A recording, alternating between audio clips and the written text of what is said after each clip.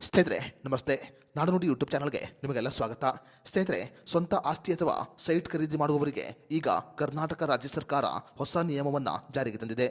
ಇನ್ನು ಮುಂದೆ ಆಸ್ತಿ ಅಥವಾ ಸೈಟ್ ಅನ್ನು ಖರೀದಿ ಮಾಡಲು ಈ ದಾಖಲೆಗಳು ಕಡ್ಡಾಯವಾಗಿದೆ.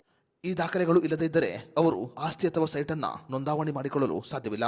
ಹಾಗಾದರೆ ಕರ್ನಾಟಕ ರಾಜ್ಯ ಸರ್ಕಾರದ ಹೊಸ ನಿಯಮದ ಪ್ರಕಾರ ಆಸ್ತಿ ಅಥವಾ ಸೈಟ್ ಅನ್ನು ಖರೀದಿ ಮಾಡಲು ಯಾವ ದಾಖಲೆಗಳು ಕಡ್ಡಾಯ ಅನ್ನೋದರ ಬಗ್ಗೆ ಸಂಪೂರ್ಣ ಮಾಹಿತಿಯನ್ನ ಈ ವಿಡಿಯೋದಲ್ಲಿ ನಾವು ನಿಮಗೆ ತಿಳಿಸಿಕೊಡ್ತೀವಿ. ವಿಡಿಯೋ ತುಂಬಾ ಇನ್ಫಾರ್ಮೇಟಿವ್ ಆಗಿದೆ, ಎಲ್ಲೂ ಸ್ಕಿಪ್ ಮಾಡದೆ ನೋಡಿ. ಹಾಗೂ ಈ ಮಾಹಿತಿಯನ್ನ ಆಸ್ತಿ ಮತ್ತು ಸೈಟ್ ಖರೀದಿ ಮಾಡುವ ಪ್ರತಿಯೊಬ್ಬರಿಗೂ ಶೇರ್ ಮಾಡಿ. ಸ್ನೇಹಿತರೆ, ಮೊದಲನೇದಾಗಿ ಆಸ್ತಿ ಖರೀದಿ ಮಾಡುವವರು ಶೀರ್ಷಿಕೆ ಪ್ರಮಾಣ ಪತ್ರವನ್ನು ಇಟ್ಟುಕೊಳ್ಳುವುದು ಅತಿ ಕಡ್ಡಾಯವಾಗಿದೆ.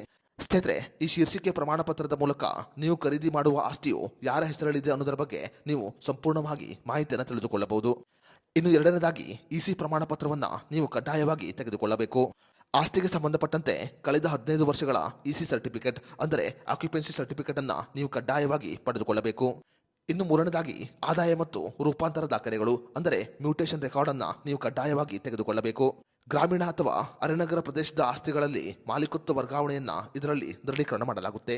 ಇನ್ನು ನಾಲ್ಕನೇದಾಗಿ ಸ್ವಾಧೀನ ಪ್ರಮಾಣ ಪತ್ರವನ್ನು ಪಡೆದುಕೊಳ್ಳುವುದು ಕಡ್ಡಾಯವಾಗಿದೆ. ಈಗಿನ ಮಾಲೀಕರಿಗೆ ಆಸ್ತಿಯನ್ನ ಹಸ್ತಾಂತರ ಮಾಡಲಾಗಿದೆ ಅನ್ನೋದಕ್ಕೆ ಇದೊಂದು ಪುರಾವೆಯಾಗಿದೆ.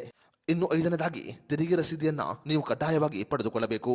ಆಸ್ತಿಗೆ ಸಂಬಂಧಪಟ್ಟಂತೆ ಸರ್ಕಾರಕ್ಕೆ ಪಾವತಿ ಮಾಡಿರುವ ತೆರಿಗೆ ಪ್ರಮಾಣ ಪತ್ರವನ್ನ ನೀವು ಪಡೆದುಕೊಳ್ಳುವುದು ಅತಿ ಕಡ್ಡಾಯವಾಗಿದೆ.